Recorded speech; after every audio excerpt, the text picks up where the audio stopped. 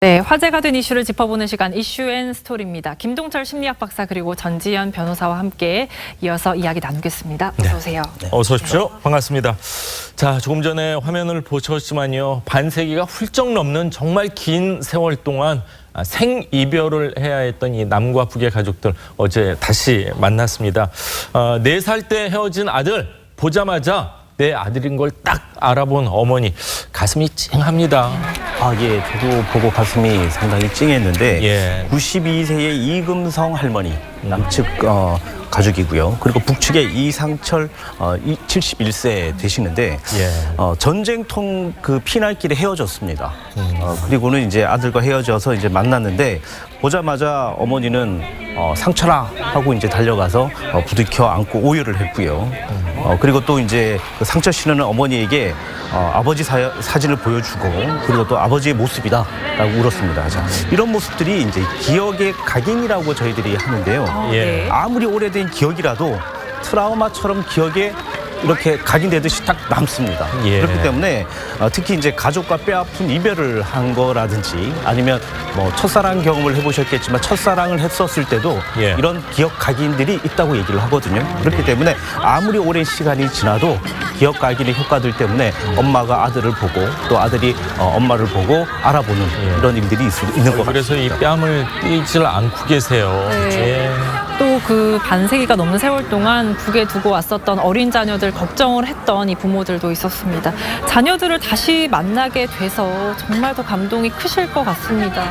맞아, 이상가족 상봉은 정말 볼 때마다 이게 가슴이 아려오는 것 같아요. 80년대 처음에 뭐 지상파 방송에서 이상가족 상봉을 했을 때도 그랬고 어제도 그랬는데 올해 99세가 된 함경 흥남 출신의 한신자 할머니 일사후퇴 때 이제 두 딸과 헤어졌었는데 이제 두 딸은 70세가 넘었고 어제 만났던 거예요. 근데 할머니가 이제 백내장이 있어가지고는 사람들을 잘 못 알아보는데 딸들만큼은 그냥 한 번에 알아봤다고 하고요. 네.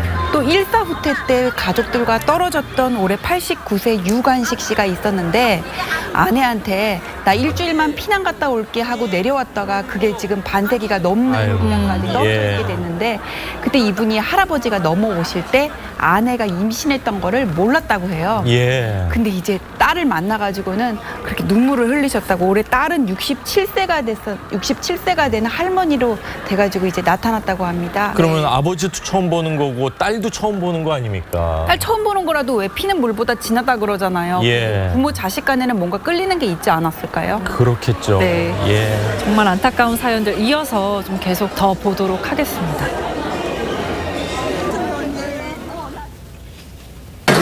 이제 조금 있으면 통일돼서 만나 이제. 이제 엄마 아버지가 가기는 못했는 게 아니 아니고 내가 막내 내 동생이 살아있대요 지금 평양에. 근데 걔를 갖다가 신청을 못해서 내가 이름이 기억이 잘 안 나가지고 10년 동안 버티고 살아남는 거예요. 자, 이제 연세가 드시면서 동생의 이름도 기억이 이제 가물가물할 정도로 그렇게 시간이 많이 흐른 것 같은데 이 세월의 흔적 때문에 서로의 얼굴 알아보기도 좀 어려웠을 수도 있겠다 이런 생각도 듭니다. 그렇죠. 67년 만이잖아요. 예. 알아본다는 게 사실 어떻게 보면 기적과도 같을 겁니다. 그리고 또 이제 이렇게 알아보는 것들로 인해서 사실은 뭐 기억을 더듬어가면서 흔적을 찾는 과정들이잖아요. 예. 그 흔적을 찾는 과정에서 뭐 이제 그 문현숙 씨, 91세 문현숙 씨, 그리고 북측 동생 김영숙 씨, 그리고 광숙 씨. 그리고 얼굴을 만지면서 너가 내 동생이냐 이렇게 보듬어 보기도 하고 그리고 눈이 많이 컸다 그리고 또 뭐 엄마 많이 닮았다 이런 이야기들을 하면서 과거의 어떤 흔적들을 찾으려고 하는 것들이거든요. 근데 이런 것들이 사실은 가족의 동질감에서 오는 감각적 반응에서 이게 나타나는 겁니다. 실제적으로 우리가 얼굴이 잘 기억이 나지 않더라도 하나씩 해결을 해 나가다 보면 아 나의 사람이구나 나의 가족이구나 라고 느끼기 때문에 이런 동질성에 대한 흔적들은 충분히 찾을 수가 있죠. 그렇군요. 네. 자, 이제 어르신들 연세가 이제 드시면서 귀도 잘 들리지가 않고요. 얼굴도 알아보기가 힘든 분들 참 많았습니다. 세월을 안타까워하는 이 가족들의 영상 저희가 영상으로 준비를 했는데 잠시 또 만나보시죠. 언니 잘 들려? 나도 잘 안 들려. 이제 나이 먹다 보니까 소리 질러야 돼. 네네. 일어나지 않는 한. 네?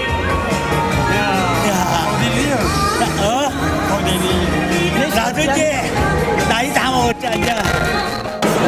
아이고 언니 너무너무 감사하고 너무 고마워. 언니 너무 고생했지. 아이고 우리 언니 고생했지. 그래. 고생하고 다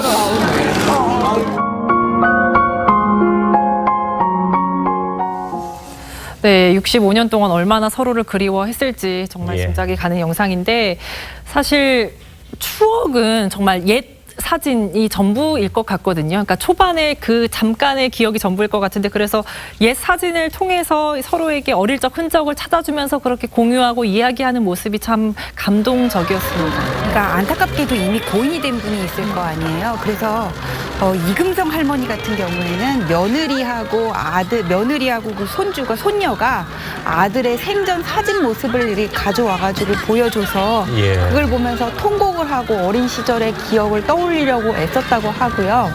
그다음에 딸이 이미 70세 할머니가 돼가지고는 어머니 머릿속에는 우리 딸이 기저귀를 한 그 갓난아기 시절 그렇겠죠. 모습밖에 없을 거 아니에요. 예. 그래서 못 알아보기도 했었다고 하는데 진짜 이런 아픔이 언제까지 계속돼야 되는 건지 독일 같은 경우에는 뭐 1년에 4주 정도 서로 친지 방문이 허용됐다고 하더라고요. 예. 예전부터. 근데 우리나라는 그렇게 되려면 지금 북한의 선의에 기대할 수밖에 없는 거라서 같은 동족의 입장에서 너무나 가슴이 아픕니다. 예. 네, 옛 사진을 보면서 같이 이야기 꽃을 피운 애틋한 가족들의 모습 이어서 화면 보시겠습니다.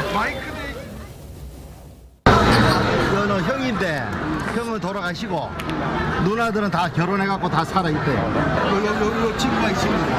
난 사진 하나도 없으니 어떻게 피난 갈 때 사진 하나도 못 가지고 가서 이런 게 없으니까.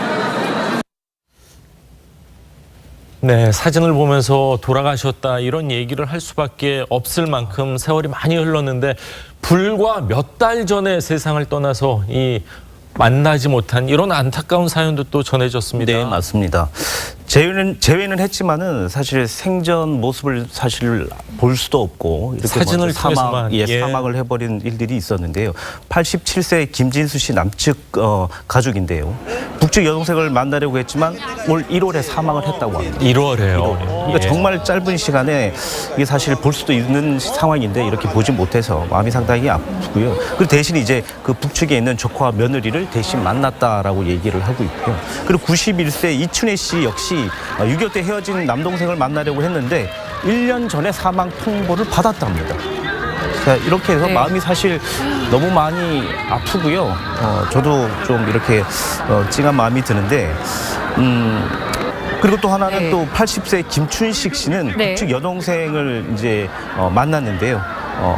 그 춘식 씨가 이제 그 여동생에게 여동생이 어머니를 보고 싶었었던 것 같습니다. 네. 자, 그러나 어머니는 일찍 돌아가셨다라는 얘기를 듣고 눈물바다가 된 그런 모습들도 많이 보였었습니다. 네. 예. 또 어제 납북자 5가족 그리고 국군포로 한 가족들의 이 만남도 있었는데 다 당사자들은 숨졌다고 해서 더 안타까운 것 같습니다. 네. 83세 최기호 씨 같은 경우에는 3살 위에 맏형이 있었대요. 근데 맏형이 이제 의용군으로 납북돼서 이렇게 헤어짐의 아픔을 또 겪었었는데 형님을 그리워하던 어머니 이미 고인이 되셨겠죠. 어머니가 형님이 돌아오실 거를 기대하면서 밥상에 항상 형님 밥그릇을 같이 차려놓으면서 예. 이 형은 살아있을 거다 이렇게 말씀을 하셨다고 하고요. 네. 이 최기호 씨 형이 참 순해가지고는 내가 산에 올라가서 장난치면서 바위 위에 올라가가지고 형을 향해서 오줌을 누면은 벌을 받았는지 미끄러지기도 했다 또 이런 말을 했다 그래요. 예. 그리고 95세 홍정순 씨는 전쟁 때 교통부 공무원이던 남편이 이제 북으로 끌려갔는데 남편 대신에 그냥 북에 남아있던 가족들과 상봉을 하면서 또 이제 슬픔을 함께 했다고 하고 네. 부친이 국군 포로였던 또 82세 이달령 씨는 아버지가 87년에 사망했다 그래서 대신에 이제 이복 남매들을 서로 이복 형제죠. 이복 형제들을 만나면서 아, 우리 아버지 살아계셨다면 100세실 텐데 그 북으로 끌려가기 전에 우리 아버지 나한테 천자문도 가르쳐 주시고 그렇게 했었던데 하면서 그 생전에 살아계셨던 그 따뜻한 아버지의 모습을 같이 기억했다고 합니다. 그렇군요. 자, 전지현 변호사님이 평소 때 이렇게 굉장히 밝게 말씀을 하셨는데 오늘은 눈물도 계속 훔치시고 네. 좀 아픔이 있으시지 않나 하는 생각이 듭니다. 정말 누구든지 정말 오랫동안 본인들이 원해서가 아니라 어떤 이념의 갈등으로 인해서 정말 60몇 년 동안 못 만난다는 건 이제 빨리 종식을 시켜야 되지 않을까 이런 생각이 있는데 뭐 식사하는 자리에서 가족들 챙기는 건 어떻게 보면 뭐 당연한 일인 것 같습니다. 그렇죠. 67년 만에 식사를 같이 한다. 예. 이 자체만이라도 가슴이 조금 떨리고. 오늘은 그렇죠. 개별적으로 드시잖아요. 도시락을 그렇죠. 함께해서. 예. 그러면 아마 더 마음이 더 안 좋으실 텐데. 네. 자, 67년 만에 같이 식사를 한다. 이게 정말 생애 가장 큰 이벤트가 아닐까. 그런 생각이 좀 듭니다. 이렇게 사실 그 식사를 한다. 우리 사실 식구라고 하는 얘기들이 있잖아요. 예. 밥을 같이 먹는 사람들을 그렇죠. 식구라고 식구죠. 얘기를 예. 하잖아요. 그런데 이게 67년 만에 식구가 밥을 같이 먹는다. 식구가 아니었었던 거죠. 그렇죠. 그동안은. 예. 그러니까 지금 앵커께서 얘기하신 대로 이념에 대한 문제들 때문에 예. 67년 동안 밥을 같이 못 먹었다라고 한다는 부분들은 사실 마음이 정말 아픈 일입니다. 예. 이런 일들이 이제 일어나지 말아야 되겠죠. 네. 자, 오늘 이제 개별 상봉이 있고 그러면은 더 이렇게 속 깊은 얘기를 더 많이 하지 않을까. 언제 또 다시 만나실지는 모르겠지만요. 오늘 만남 소중한 기쁜 감정 좀 가지셨으면 하는 그런 바람입니다. 자, 다음 이야기를 좀 하겠습니다. 검찰이요, 안희정 전 지사의 이 무죄를 선고한 1심 판결에 불복했습니다. 항소를 했는데요. 검찰 측 항소 이유서를 뭐 구체적으로 따지면 판결 이 불복 이유 뭐 여러 가지가 있는 것 같습니다. 판결 불복 이유를 보면 먼저 법리 오해, 그다음에 사실 오인, 심리 미진의 점을 지적을 했는데요. 네. 예. 보통 항소 이유서를 쓸 때는 이런 점들을 지적을 해요. 근데 검찰이 이 부분에서 지적을 하는 거는 법리 오해라는 거는 업무상 위력 가늠에 의한 범위를 업무상 위력의 범위를 너무 좁게 인정을 했다는 것과 사실 오인은 김지은 씨 진술 분석에 있어서 오해가 있었다. 그것과 심리 미진은 전문 심리위원들에 대한 평가를 재판부가 제대로 검토하지 않았다. 이 세 가지로 요약될 수가 있습니다. 네. 예. 먼저 법리 오해부터 살펴보면은 그 검찰이 몇 가지 판례를 제시했는데 그러니까 안전지사 측 사건보다, 그러니까 안전지사 사건보다 위력이 더 명시적 위력이 더 없어 보이는데 대법원에서 유죄 판결을 받았다 이런 취지잖아요. 어떤 사건들이었습니까? 그러니까 지금 검찰이 제시하는 판례는 하나는 뭐냐면은 방송사 제작 간부가 직원을 모텔로 데리고 가가지고는 추행한 사안인데 이 직원이 어쩔 수 없이 지시에 따라서 모텔방으로 들어갔지만 스킨십 요구를 받고 어쩔 줄 몰라서 가만히 서 있었다. 그래서 A 측에서는, 그러니까 그 가해자 측에서는 묵시적 동의하에 몸을 만졌다고 주장을 하는데 법원은 이거 업무상 위력에 의한 추행을 인정했다. 이거랑 김지은 씨 사건이랑 차이가 뭐냐는 거고 예. 또 하나 사건은 이제 장애인 지원단체 고위 간부가 직원을 상대로 업무상 위력을 이용해서 간음을 한 사건인데 이 직원이 나중에 간부한테 하트가 있는 문자를 보냈다고 해요. 예. 이런 경우에까지 업무상 위력에 의한 간음을 인정한 건데 이번 재판은 너무 이게 좁게 인정을 한 거 아니냐 그러는데 제가 사실 이 판례는 판결 전문을 지금 정확히 보지는 못했어요. 그런데 이렇게 언론을 통해 보도된 것과 이 사건을 비교를 해보면 이 사건 같은 경우에는 위력에 의한 간음이라든지 추행 같은 게 이렇게 단발적으로 1, 2회에 걸쳐서 끝난 경우인데 김지은 씨 같은 경우는 한 1년 가까이 6개월 가까이를 통해서 이렇게 이어진 거잖아요. 예. 그때 어떤 김지은 씨가 했던 통화 내역이라든지 문자 이런 행동 반경 같은 것들이 다 남아 있고 여기서 분명히 진술의 신빙성이 흔들리는 부분이 있었던 거거든요. 이렇게 장기간에 걸쳐서 위력에 의한 간음, 추행이 이루어진 경우에는 검찰이 입증하기가 더 어려운 면이 있어요. 그래서 이거를 동시에 그냥 같은 평면에 놓고 비교하기에는 좀 어려운 면이 있다고 보이고 예를 들어서 김지은 씨 같은 경우에는 러시아 출장을 가가지고 동료 신문 신미호 씨에게 피해를 호소를 했다고 하는데 지금 정작 이게 구체적으로 호소를 한 건지 아니면 그런 뉘앙스로만 얘기를 한 건지 이 부분이 불명확하다는 문제가 있었고 마지막에 결정적인 증거가 될 수 있는 텔레그램 내용을 삭제한 부분이라든지 네. 강남 호텔에 그 투숙하게 된 경위 그다음에 이런 것들이 좀 흔들리는 부분이 있었거든요. 그래서 이거를 같이 놓고 이 경우에는 더 강한데 왜 인정을 하고 네. 이 부분에는 인정을 안 하냐 이런 식으로 갈 수는 좀 무리가 있어 보입니다. 네, 또 1심에서 검찰 측이 제시했던 심리 전문가들의 의견이 배척된 것과 관련해서도 논란이 이어지고 맞습니다. 있는데 예. 그루밍 있잖아요. 그러니까 네네. 정신적으로 길들여진 다음에 성적으로 착취당한다. 이런 부분에 대해서는 그 재판부는 아동학대 사건에만 해당이 된다. 이렇게 말을 했는데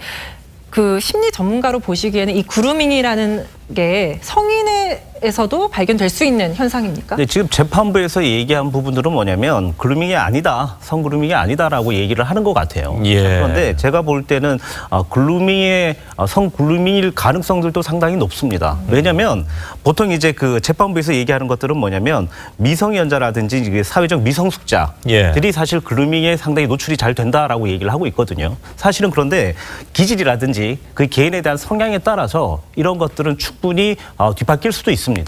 보통 이제 그 아무리 이제 지적 수준이 높은 여성이라 하더라도 지속적으로 어떤 이런 그 위력에 의해서 어떤 부분들이 계속 지속적으로 성에 대한 부분들이 확산이 되었다면 이 부분들은 충분히 가능성들이 상당히 높은 것이고요. 그리고 이제 그 성그루밍이라는 것들이 이제 길들여지는 이런 얘기들이거든요. 그래서 처음부터 예를 든다면 한 달에 대한 저희들이 이제 그 성폭력에 대해서 한 달에 대한 것들만 저희들이 보고 문제가 있다라고 얘기는 하지만 사실은 예. 지속적으로 몇 개월에 거쳐서 이런 그 여러 가지 이제 성에 대한 부분의 간음이라든지 여러 가지들이 있었을 가능성들이 상당히 높거든요. 네. 그리고 또 그 지위에 대한 부분들을 이제 그 보직에 대한 부분들도 상당히 이제 부담이 있게 높은 보직을 줬었고 그리고 옆에 앉아 있기도 하는 것처럼 보좌를 상당히 많이 했던 부분들도 있기 때문에 성 위력에 대한 어떻게 보면 문제가 있을 가능성도 상당히 높다 이렇게 볼 수는 있겠습니다. 그렇군요. 근데 그루밍이라는 게 서로 신뢰를 이렇게 신뢰관계를 쌓은 다음에 그다음에 이게 사소한 어떤 스킨십부터 해가지고는 내가 인식을 못하는 상태까지 만들어가는 게 그루밍이잖아요. 그런데 예. 김지은 씨 같은 경우에는 선거 캠프에 자원봉사자로 들어갔던 게 2012년 2월이고 그다음에 첫 번째 간음이 있었던 게 2017년 2월이고 2017년 7월이거든요. 예. 5개월 사이 간격밖에 없었단 말이에요. 그동안에 어떤 신뢰를 쌓고 이거를 길들이기를 했는지 이 부분이 좀 애매한 측면이 있고 전문 심리위원회 의견을 배척했다고 얘기를 하는데 일반적으로 성범죄 경우에 전문 심리위원회 의견들을 존중을 해요. 근데 이거는 그 성범죄 피해자가 미성년자인 경우에 어떤 뭐 진술이라든지 인지 능력에 문제가 있을 경우에 이거를 조력을 도와주는 그 네. 진술을 도와주는 그런 경우에 심리 상태를 분석할 수 있을 때 그럴 때 인정해 주는 거고 성인의 경우에 이렇게 그루밍을 인정한 예는 저는 드물다고 알고 있거든요. 그래서 좀 판단에 문제가 있지 않았을까 보통 어려움이 있지 않았을까. 얘기를 네. 할 때 지금 뭐 변호사님 얘기하신 것도 충분히 제가 이해는 되는 부분들이 있는데 없는 건 아니고요. 예. 기질에 대한 성향에 대한 분석은 분명히 이루어져야 되는 게 맞습니다. 네. 자, 그런데 성향과 기질에 대한 부분들이 일단 배척이 돼 있고 예. 재판부의 자의적인 어떤 문제들은 분명히 있었다라고 저는 생각을 하거든요. 네. 그렇기 때문에 짧게 좀 질문을 드려보겠습니다. 법리와 이 법감정 사이의 괴리, 뭐 저희가 뭐 방송을 통해서 한두 번 느낀 건 아닌데 2심에서 뒤집힐 가능성이 있다고 보십니까? 두 분은 어떻게 뭐 2심에서도 계속 무죄가 무죄가 될 유지될 건가? 거라고 보십니까? 저는 예, 김 박사님. 지금 기본적으로 저희들이 보는 재판부의 어떤 판단이 지금 이제 그렇게 결정이 났지만 예. 시간이 가면 갈수록 아마 유죄의 가능성이 높지 않을까. 사실 이제 너무 자의적인 판단이 있었기 때문에 예. 모든 것들을 총체적으로 좀 이렇게 받아들여야 될 것 같습니다. 심리학 피해자에 박사 대한 입장에서는 그렇게 피해자의 보십니까? 입장에서만 봤었지 예. 사실 피해를 준 사람에 대해서는 심리가 그렇게 많이 이루어지지 않은 것 같은 느낌들은 드는 것 전 같습니다. 변호사님 네. 어떻게 보십니까? 전 낫다고 보는 게 이거 판결 전문을 보면서 이 재판에서 어떤 증거가 나왔는지를 우리가 볼 수가 있었거든요. 예. 근데 지금 검찰에서 제시하는 사실상 유일한 증거는 김지은 씨의 진술이에요. 업무상 위력의 범위를 좁게 봤다 지금 그렇게 비판을 하고 있는데 업무상 위력 관계가 있었다는 것만으로 처벌을 하게 되면은 이게 처벌 범위가 너무 넓어지거든요. 이렇게 보면은 직장 내 상명 하복 관계에서 성관계를 한 경우에는 전부 다 업무상 위력에 의한 간음이 될 수 있는 거예요. 그래서 구체적인 경우에 이걸 어떻게 행사했냐를 봐야 되는데 예. 김지은 씨 같은 경우에 지금 수차례 일어났단 말이에요. 그러면 그 장소에 왜 가게 됐는지, 왜 피하지 않았는지, 어떤 이유로 그런 관계, 그 다음에는 또 왜 거기에 가게 됐는지 이런 것들을 물어봐야 되는데 지금 판결문만 보면은 진술의 신빙성이 상당히 흔들리는 부분들이 있어서 예. 새로운 증거가 보강되지 않으면 쉽지는 않겠다 그런 생각입니다. 네. 그렇군요. 자, 과연 2심에서는 어떤 판결이 날지도 계속해서 지켜보도록 하겠습니다. 두 분 말씀 여기까지 듣겠습니다. 감사합니다. 고맙습니다.